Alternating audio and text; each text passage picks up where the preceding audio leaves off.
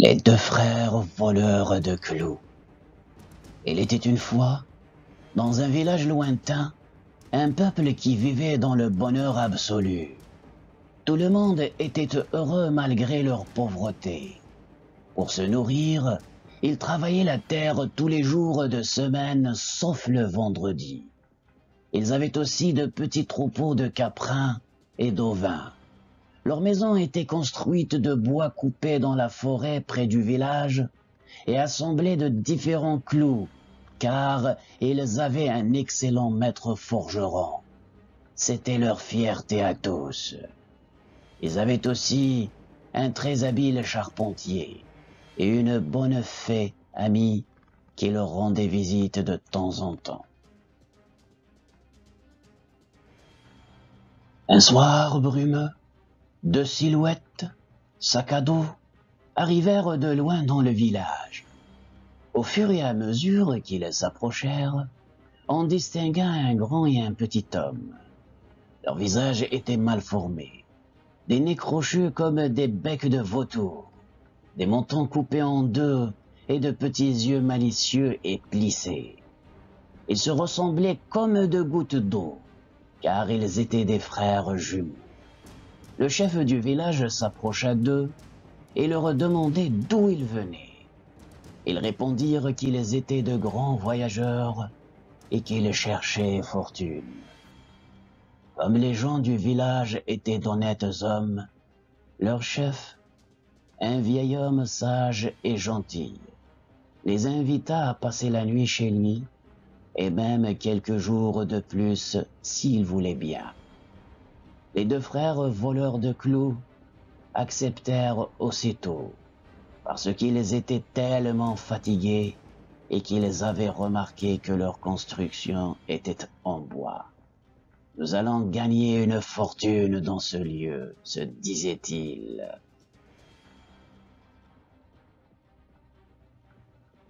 La première nuit passa, et les deux voleurs de clous commencèrent déjà à préparer leurs desseins et stratèges. D'abord, ils commencèrent par les clous de l'extérieur. Chaque planche qui contint 2 clous, ils enlevèrent un seul. 2 jours passèrent, et ils remplirent plusieurs sacs.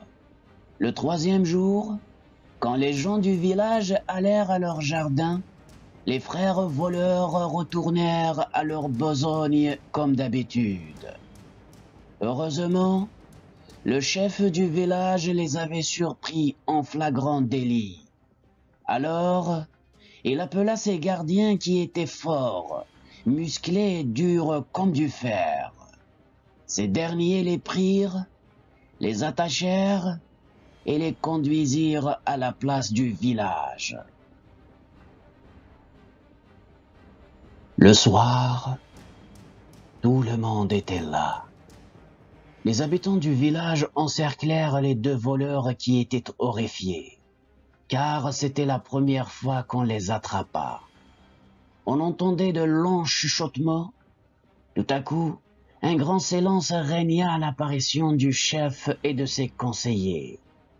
Comme le village avait l'habitude de régler ces graves problèmes en faisant appel à leur fée bien-aimée, ils l'appelèrent avec une sorte de ferveur exaltée. Elle apparut toute belle, vêtue d'une jolie robe blanche, au milieu de la foule. Le chef du village s'avança vers elle et lui conta toute l'histoire.